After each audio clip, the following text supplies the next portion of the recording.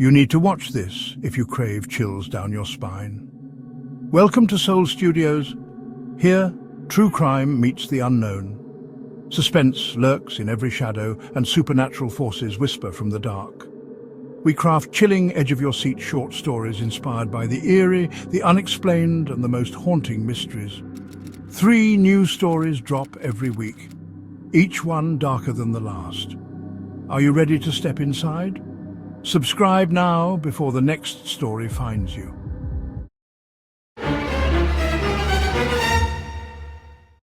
In the quiet town of Raven Lake, 26-year-old Claire Thompson thought she was starting over, returning home to a peaceful lakeside cottage after heartbreak. But when she begins meeting a mysterious woman named Abby by the water each night, strange things start to happen. Whispers in the fog, footprints that vanish into the lake, and a feeling that something is watching. Then, Claire is found dead in just 4 feet of water, and the only other prints. Bare feet leading into the lake, never coming out. As her best friend investigates, she uncovers a terrifying local legend that may not be legend at all. Because at Raven Lake, the dead don't rest, they wait. If you love eerie mysteries, slow burn horror, and supernatural twists that stay with you long after the story ends, hit that subscribe button and tap the bell so you never miss the next haunting tale from Soul Studios Presents. Raven Lake is a small, forgotten town tucked away in the pine forests, one of those sleepy lakeside places where nothing major ever happens. The town sits on the banks of a cold, deep lake that locals simply call the lake, as if it's the only one in the world. In the fall, a mist often clings to the water in the early mornings, making the shoreline look like the edge of some otherworldly realm.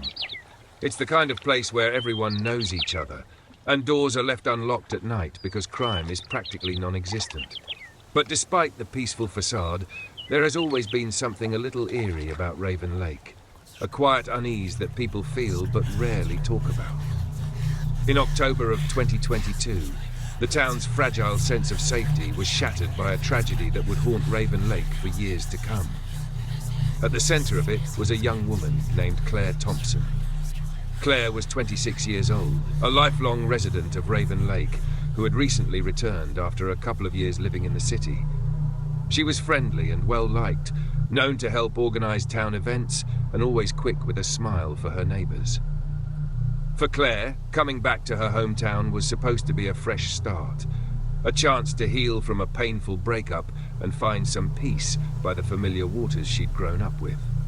She rented a little cottage right near the lake shore, a cozy place with a weathered front porch and a rickety wooden dock that stretched out into the still water. Every evening, the sunset would paint the lake orange and pink, and Claire often sat on that dock with a cup of tea, watching the day fade over the hills. Claire spent her days working at the local bookstore cafe and her nights walking along the lakeside trails under the stars. Those who saw her on her nightly walks would wave or chat briefly. She'd often have her headphones on or a book tucked under her arm. It was her routine, a way to clear her mind. By all accounts, Claire seemed to be doing well in her return to Raven Lake. Yet Megan Reed, Claire's best friend since childhood, noticed something subtle in Claire's voice during their regular phone calls. There was an undercurrent of loneliness whenever Claire talked about her quiet life by the lake. At times, Megan sensed a hint of unease too. Claire occasionally mentioned odd little things like how the loons on the lake went silent whenever she walked by, or how sometimes she felt as if she was being watched from across the dark water. Megan had just laughed it off, attributing it to Claire's active imagination and the lingering stress from her breakup. What neither of them knew was that these small, unsettling moments were foreshadowing something far more sinister. Raven Lake's eerie stillness hid secrets just beneath the surface, waiting for the right moment to emerge. And in the late autumn of 2022, that moment arrived. The events that unfolded would turn Claire's quiet life into a chilling mystery, one that blurred the line between reality and the supernatural and left the entire town grappling with fear and unanswered questions.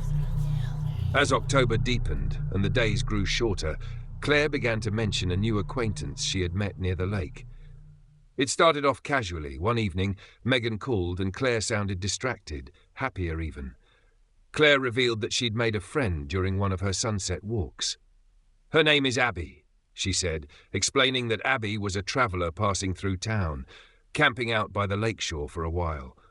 According to Claire, Abby was about her age, friendly and easy to talk to.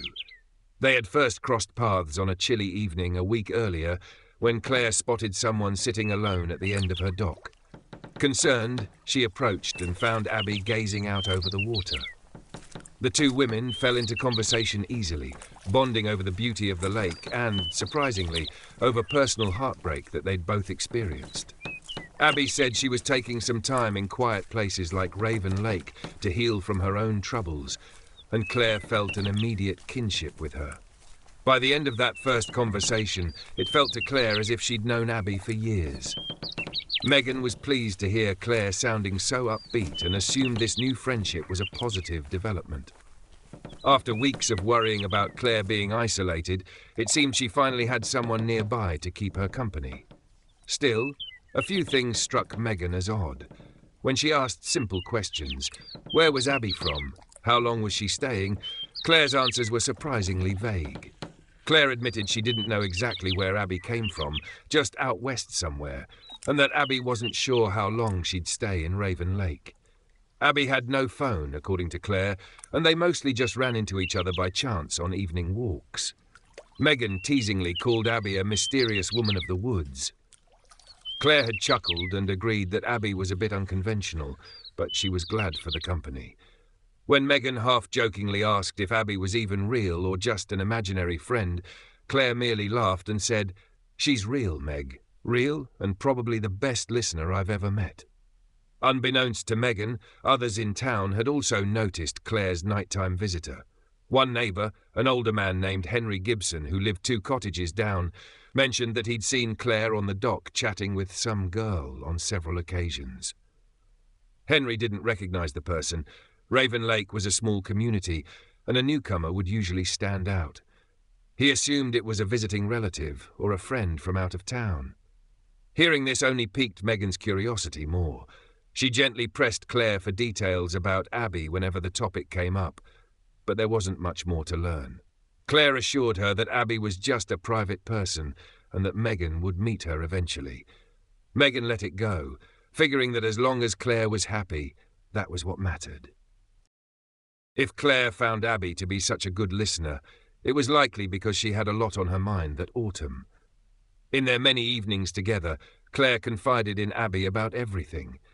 The painful breakup that had driven her back home, her lingering self-doubt, her hopes of finding purpose in Raven Lake. Abby, for her part, was attentive and understanding, though Claire realised later that her friend's stories were oddly short on specifics. Abby spoke in a gentle, empathetic voice, often turning the conversation back toward Claire rather than talking about herself. Her calm presence put Claire at ease. On more than one occasion, they talked for hours on the dock until the moon was high and the air turned frigid around them. When Claire would finally notice how cold she was, shivering in her light jacket, and suggest calling it a night, Abby seemed completely unbothered by the chill. Often, Abby would linger by the water's edge as Claire headed up to her cottage, as if perfectly content to stay out in the night air alone. There were small red flags that in hindsight should have made Claire uneasy. Abby always declined Claire's invitations to come inside for a warm drink, politely insisting she preferred to stay outdoors. She only ever met Claire after sunset. Not once did they run into each other during daylight hours. Once, feeling curious, Claire suggested they meet for coffee in town one afternoon instead of their usual night by the lake. Abby had given an apologetic smile and said, maybe another time, but that day never came. Despite all the hours they spent together, Abby shared very little about herself. She never mentioned family or specific places she'd been. When pressed playfully by Claire, Abby would just laugh softly and say, "Oh, I'm just a traveller passing through." Claire figured everyone dealt with pain differently. Perhaps Abby was just slow to trust or not ready to reveal her past. Claire didn't push. After all, Abby's companionship was helping her feel less alone, and that was something Claire desperately needed. One particularly foggy evening, about a week before Halloween, Claire returned from the dock earlier than usual, looking visibly shaken. When Megan called that night for their routine chat, Claire's voice trembled as she recounted that something strange had happened by the lake. She and Abby had been sitting quietly on the dock, listening to the gentle waves, when Claire spotted movement among the trees on the far shore, a pale figure between the pines, there one moment and gone the next. Startled, she had pointed across the water and asked Abby, "Did you see that?" In the static hush of fog, Abby only gave a thin, knowing smile. In a whisper, she said, "I wouldn't worry about it. The lake has a way of playing tricks on your eyes." Despite Abby's soothing tone, Claire could not shake the feeling that someone or something had been watching them from across the dark water. Megan tried to reassure her that it was probably just a deer moving through the trees or a trick of the moonlight on the fog. Claire fell silent for a while, then eventually let Megan change the subject to lighter topics, trying to act as if she wasn't spooked.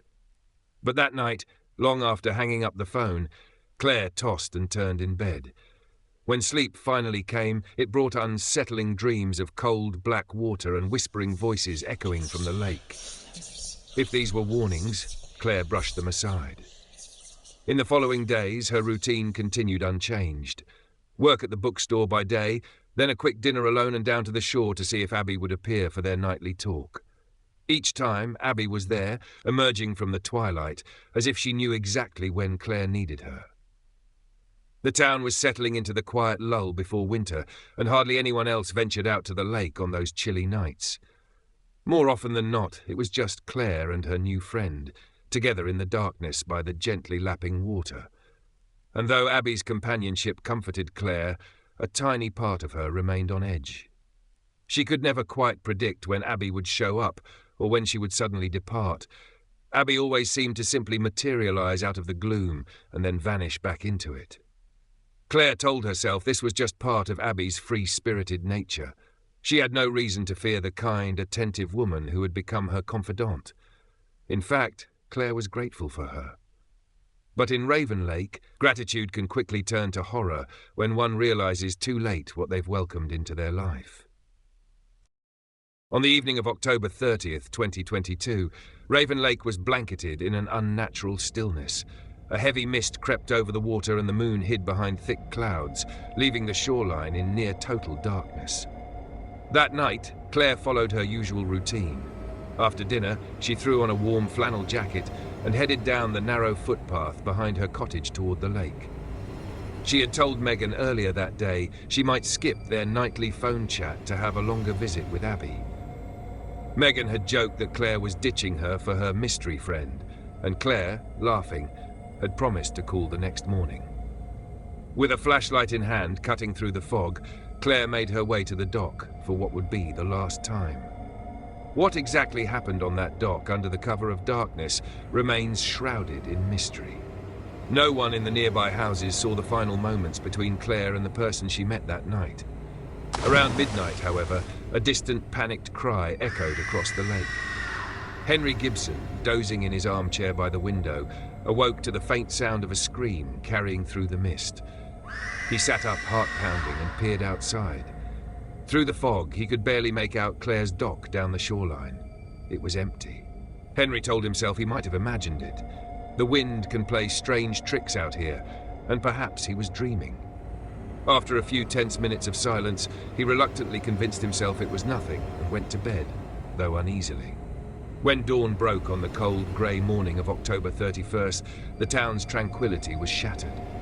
Bill Hodge, a retired fisherman, was out on the lake in his tiny rowboat checking his nets when he spotted something unusual near the reeds by Claire's dock. As he drew closer, his breath caught in his throat. Floating face up in the shallow water was the body of a young woman. Her blonde hair fanned out around her like a halo of pale weeds. It was Claire. Bill shouted for help, his voice ringing across the quiet water. Within half an hour, red and blue lights flashed across the dawn mist as the Raven Lake Sheriff and emergency responders arrived at the scene. News spread quickly through the town. Megan got a frantic phone call from Claire's mother, who could barely get the words out. Claire's body had been found. Racing to the lakeshore, Megan arrived to find a small crowd of neighbours gathered behind the police tape, their faces drawn and shocked. The deputies were hauling up a gurney from the shoreline. Megan caught a glimpse of her dear friend beneath a hastily draped blanket. Claire's face was ashen, lips blue, eyes mercifully closed. Megan's knees nearly buckled. She had to clamp a hand over her mouth to hold back a sob as the reality set in. Her best friend was gone. Sheriff Allen, a gruff middle-aged man who had known Claire since she was a child, gently guided Megan back as the coroner's team took Claire away. He assured her that they would find out what happened. At first glance, it looked like Claire had drowned, but everyone who knew Claire also knew she was an excellent swimmer and cautious by the water. Besides, it was evident she hadn't been out for a casual swim. She was still in jeans, hiking boots, and her jacket when Bill found her. Something about the scene felt terribly wrong. Megan's mind swirled with questions. How could Claire have simply fallen into the lake and drowned? And where was Abby, the friend Claire had been meeting? Even in those first awful moments, Megan sensed that this was not a simple accident. As the morning wore on, the authorities combed the area for clues. Deputies found Claire's phone and flashlight abandoned on the dock, both powered off. There were also 2 sets of footprints visible in the damp earth by the shoreline, one set matching Claire's boots and another, barefoot and smaller, leading off the dock and disappearing at the water's edge. The strange footprints sent a chill through those who saw them. Whoever had been with Claire that night had gone into the water, yet there was no sign of a second person now. Under the murky water near the dock, a deputy discovered something else, a silver locket on a broken chain, glinting faintly in the muddy lake bed. Curiously, this locket did not belong to Claire or anyone who immediately recognized it. It was old-fashioned in style, tarnished with age. The police bagged it carefully as evidence, unsure how it connected to the scene. Megan, standing by as they catalogued items, felt a strange sensation when she saw the locket, like a drop in her gut, though she didn't yet understand why. In that moment, all she knew was that something was very, very wrong. By noon, Claire's body was on its way to the county medical examiner for an autopsy, and the sheriff's deputies had begun what would become the most intensive investigation Raven Lake had ever experienced. Whispers spread among the townspeople as they tried to make sense of the tragedy. Some murmured that it must have been a terrible accident or a case of misadventure on a dark night. Others weren't so sure. Claire had been found in barely 4 feet of water, close to shore. Unless she'd been deeply intoxicated or unconscious, how could she have drowned so easily? And if someone else had been with her, as the extra footprints suggested, where had that person gone? The questions hung heavy in the air, and for the first time in living memory, the residents of Raven Lake felt true fear taking root in their hearts. In the days that followed, the Raven Lake Sheriff's Department worked around the clock to unravel what had happened to Claire. The case shocked the town, and everyone wanted answers. Sheriff Allen and his 2 deputies began by interviewing those closest to Claire and anyone who had been near the lake that night. One of the first people they spoke to was Derek Collins, Claire's ex-boyfriend. Several townsfolk had informed the police about the heated argument Derek and Claire had a day before her death. Derek, pale and red-eyed from grief, claimed he had nothing to do with Claire's demise. He admitted they had argued. He was frustrated and jealous that Claire seemed to be moving on and spending time with someone new, but he swore he left her house long before that fateful night. On the evening of October 30th, Derek said he was home alone watching TV, nursing the regret of their fight. It wasn't a strong alibi, and for a while he remained a primary suspect. Officers searched Derek's truck and home for any sign of involvement. Muddy clothes, traces of lake water, anything, but found nothing linking him to the scene. Furthermore, the footprints at the dock were clearly smaller and bare, inconsistent with Derek's heavy work boots. Reluctantly, the authorities began to conclude that while Derek had motive in theory, there was no evidence he had been there that night. Megan, in her own grief and desperate for answers, couldn't stay idle. She shadowed the investigation as closely as she could, pressing Sheriff Allen for updates and offering any insight she had. She told the police about Abby, the mysterious friend Claire had been meeting at the lake. This was the first time the law enforcement had heard of Abby, and it gave them a new lead: find this unknown woman. The sheriff organised search parties and put out inquiries in nearby towns for any young woman named Abby or matching the description Claire had given. Deputies canvassed the area around Raven Lake, checking the little campground on the far side of the water, the single road leading in and out of town, and even the bus station. But there was no trace of Abby. No one at the diner or the gas station had seen any newcomer fitting her description. It was as if the person Claire called Abby simply didn't exist. Henry Gibson's account of hearing a scream around midnight added another piece to the puzzle, confirming the time something dire occurred. He insisted he had seen no one fleeing the scene afterward. The shoreline was soft with mud that night from an earlier rain, and aside from Claire's and the unidentified barefoot prints, there were no other tracks. It appeared that whoever had been with Claire had either left by the water or vanished into it. The investigation also turned up unsettling details from the county medical examiner's report. The autopsy confirmed that Claire's cause of death was drowning, but it also noted several dark bruises on her upper arms, as if someone with strong hands had forcibly held her. No drugs or significant alcohol were found in her system. Claire had been sober and alert. This contradicted any theory that she'd drunkenly stumbled into the lake. Everything pointed to foul play, yet no human suspect made sense. By the end of the first week, the case file was filled with perplexing clues that only deepened the mystery. The most significant findings included signs of a struggle. Bruises were found on Claire's arms consistent with her being grabbed, indicating she hadn't gone into the water willingly. Clear mind. Toxicology reports showed no drugs or high alcohol levels, making an accidental fall unlikely. Mysterious footprints. Aside from Claire's own boot prints, a second set of barefoot tracks led straight into the lake and never re-emerged. The antique locket. The silver locket recovered from the lake bed did not belong to Claire. No one in town claimed it, and its origin remained unknown. The missing friend, Abby, the person Claire met that night, was untraceable. It was as if she had vanished from the face of the earth. With each passing day, Megan grew more convinced that logic alone might not solve this case. She spent hours replaying every conversation she'd had with Claire in the weeks before her death, searching for anything she'd missed.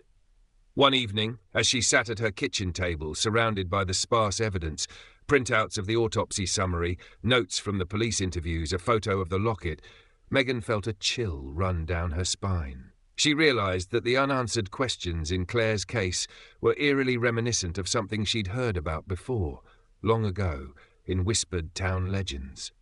In Raven Lake, there was an old ghost story nearly everyone had heard as kids, a tale about the restless spirit of a woman who haunted the waters. Back then, Megan had dismissed it as a spooky campfire story. But now, faced with the impossible puzzle of Claire's death, the parallels were too striking to ignore. Megan needed to know if there was truth to the local legend. Clinging to the hope that it might offer some explanation, she set out to research the dark history of Raven Lake. Megan's search for answers led her to the dusty archives of the Raven Lake Public Library and hours of poring over old newspapers. With the librarian's hesitant help, she dug up any records of unusual incidents around the lake. What she found sent shivers through her. Decades earlier, Raven Lake had witnessed a tragedy eerily similar to Claire's. An old newspaper clipping from June 1978 bore the headline, "Missing Woman at Raven Lake Baffles Town." Megan carefully read the article, her heart pounding. The story detailed how a 25-year-old local woman, Abigail Ward, had vanished one summer night by Raven Lake. Abigail was described as a kind, pretty young woman engaged to be married that year. She'd gone out for an evening stroll by the water and never returned. Search parties combed the woods and dragged the lake for days, but found no body. Only one haunting clue was discovered, a silver locket on a broken chain, caught in the reeds near the shore of the lake. It had been Abigail's. According to the article, her distraught fiancé was briefly considered a suspect, but he had an alibi and no evidence of foul play was ever found. Abigail's disappearance remained unsolved. Megan felt goosebumps on her arms as she realized the chilling connection. She vividly remembered the tarnished locket the deputies pulled from the mud where Claire had died, an antique piece of jewellery that no one could place. It was almost certainly the very same locket that had belonged to Abigail Ward over 40 years ago. Megan's mind reeled. How could a locket lost in 1978 reappear at a 2022 crime scene clutched by her best friend? There was no logical explanation, except one that made her stomach twist. Abby, Claire's friend, wasn't a flesh-and-blood person at all. She was Abigail. With trembling hands, Megan continued her research, now intent on uncovering every detail about Abigail Ward. She learned that after Abigail's disappearance, a few locals began whispering that her spirit haunted the lake, unable to rest. For years, it was mostly dismissed as a ghost story to scare kids from wandering too far at night. But there were sporadic accounts, passed around in low voices at the diner or at family gatherings, of strange occurrences at Raven Lake. Fishermen spoke of inexplicable cold spots in the water on warm days, or the sound of a woman weeping on quiet nights. A teen in the 1980s claimed he saw a pale figure standing on the lake's surface just before dawn, but no one believed him. The legend of the Lady of Raven Lake took shape over time, a cautionary tale that most residents only half believed. One more article caught Megan's eye as she scoured the microfilm. In August 1994, a 22-year-old visitor from out of town, Helen Avery, drowned in Raven Lake under puzzling circumstances. Helen had been camping with her boyfriend by the water. He told authorities that Helen went for a swim at dusk and he briefly dozed off. He awoke to her screams, but by the time he reached the shore, she was gone. Her body was found the next day floating near the very same dock where Claire's was discovered. No drugs or alcohol were involved. And friends later recounted that Helen had been troubled by nightmares about a woman in the water in the days leading up to her death. At the time, some of the older residents murmured about the Lady of Raven Lake again, but as with Abigail's case, Helen's death was eventually ruled a tragic accident. Now Megan saw the pattern clearly. Every couple of decades, a young woman had died or disappeared at Raven Lake in a way that defied conventional explanation. Abigail in 1978, Helen in 1994, and now Claire in 2022. 3 women, all alone by the water at night, all lost to the lake without a clear reason. The odds of that being a coincidence were slim to none. It seemed that the horror which had claimed Abigail had never truly left Raven Lake. Megan sat back in her chair, the weight of these revelations pressing down on her. She felt a mix of terror and determination. Claire had unknowingly stepped into a decades-old nightmare. The friend she trusted, Abby, was almost certainly the ghost of Abigail Ward, reaching out from beyond the grave under the guise of a living companion. This entity had lured Claire to her death, just as it had likely lured Helen Avery, and perhaps even others whose stories were lost to time. Megan's eyes blurred with tears of anger and grief, but behind them burned a resolve. If Abigail's restless spirit was indeed still haunting Raven Lake, then confronting this truth was the only way to bring any sort of justice or closure for Claire. Megan knew that going to the authorities with a ghost story would be futile. They would never believe such a thing. She barely believed it herself, despite the evidence laid out before her. But every fibre of her intuition told her that something unearthly was at work. That night, Megan made a decision that would have terrified her only days before. She would return to the lake after dark, alone. Armed with Abigail's tragic story and whatever courage she could muster, Megan prepared to face the darkness lurking in Raven Lake and demand answers from the unseen presence that had stolen her friend's life. The night was moonless and utterly silent as Megan stepped onto Claire's old wooden dock, the planks creaking under her weight. A thin haze of mist clung to the surface of Raven Lake, blurring the boundary between water and sky.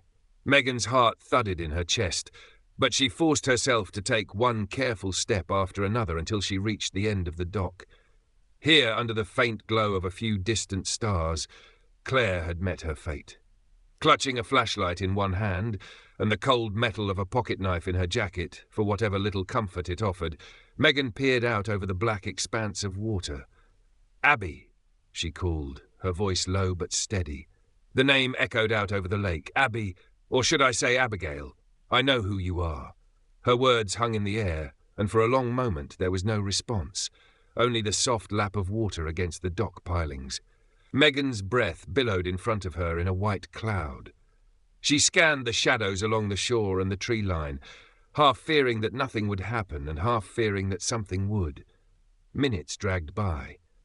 Megan was about to call out again when she felt a chill breeze swirl around her, carrying the scent of damp leaves and something like rot.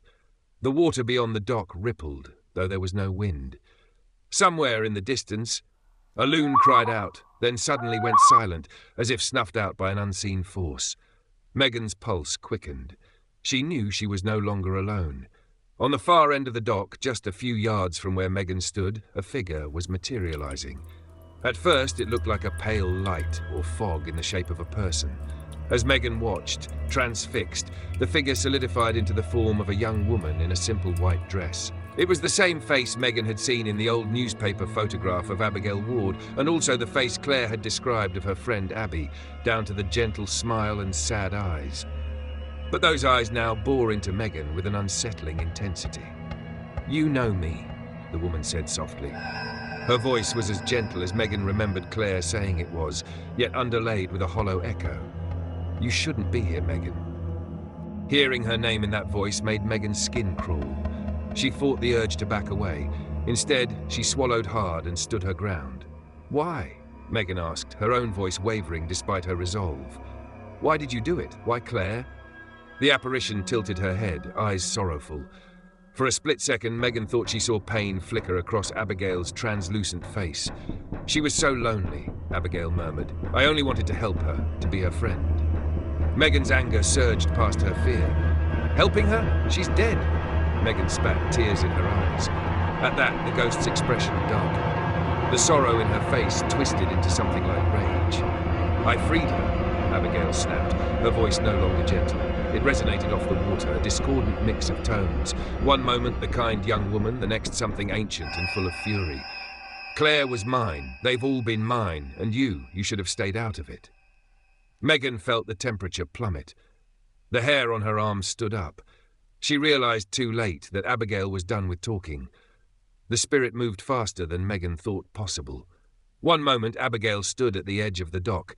The next, she was directly in front of Megan, her once beautiful face contorted and eyes black as the void.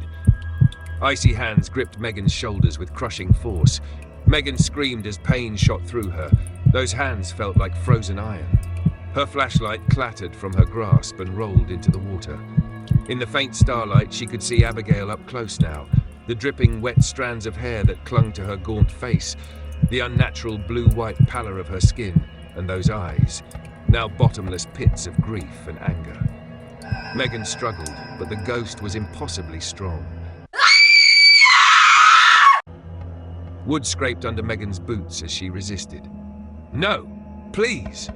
Megan gasped, panic overtaking her. With a furious shriek, Abigail lunged and shoved her.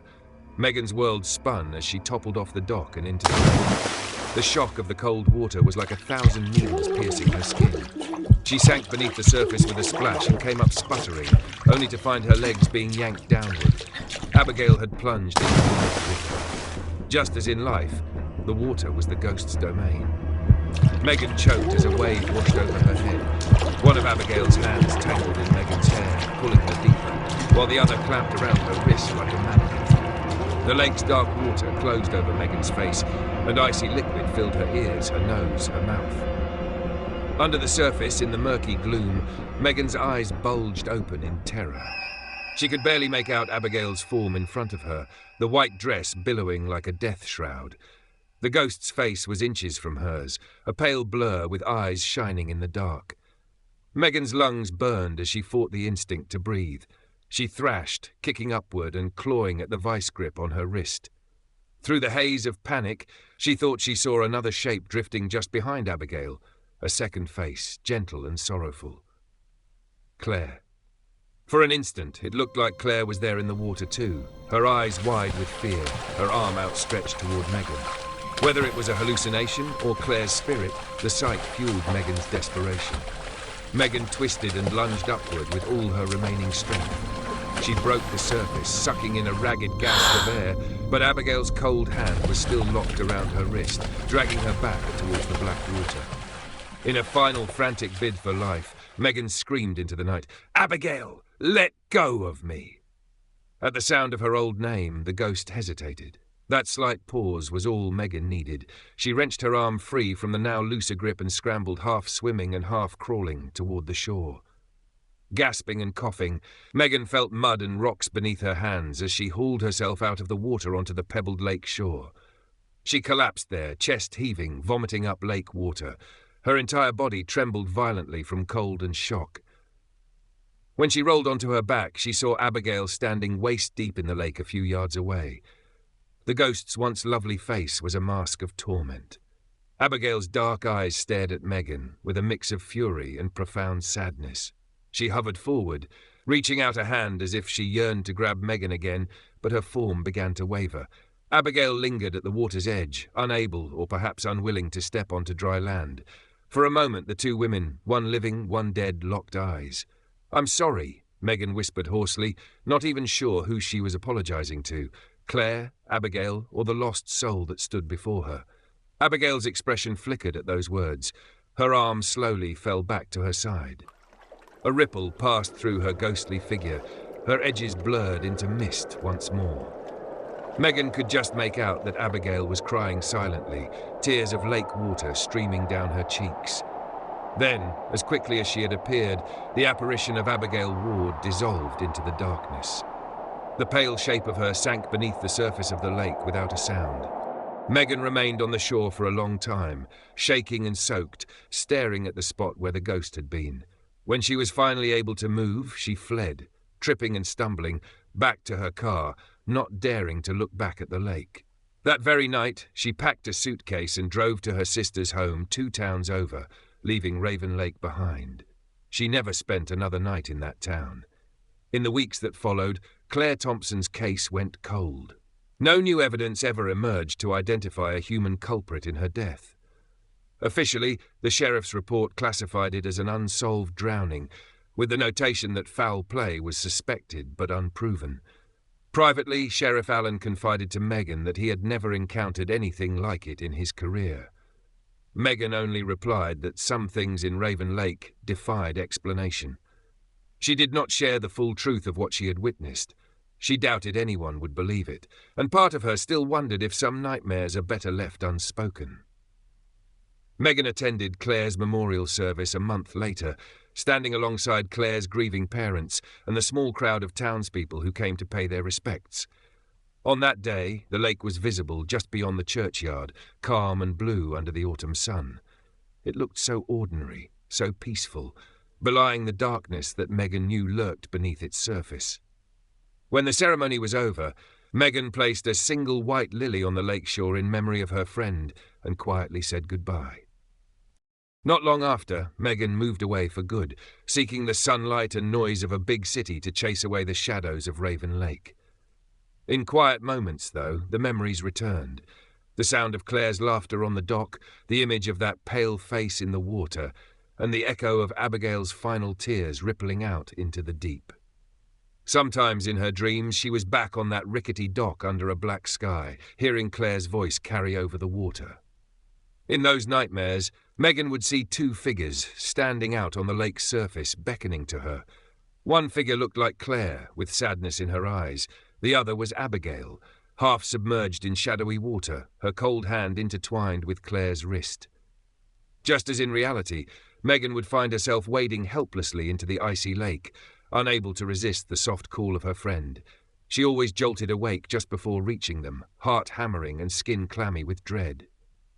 Often, she would abandon any hope of sleep after such dreams, lying awake until the first light of dawn, replaying those events in her mind and wondering if there was anything she could have done differently, any way she could have saved Claire from that fate. There were no easy answers. As for Raven Lake, it returned to its usual stillness.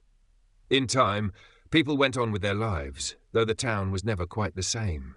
A quiet curfew seemed to settle in. You no longer found anyone strolling alone by the water after dark.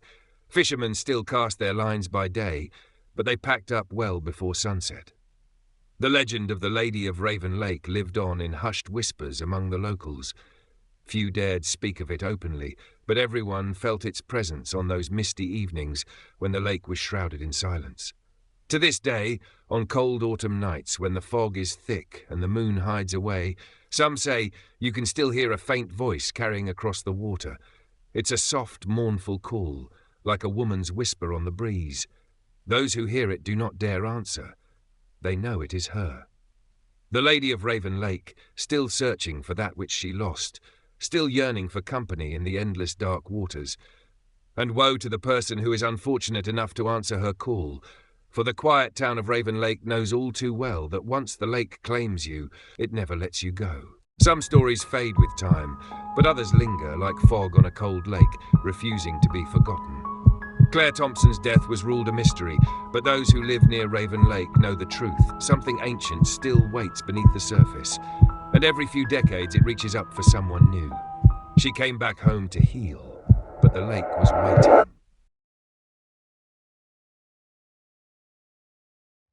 Every story has an end, but here, the mysteries never stop. Thank you for watching and being a part of this journey into the unknown.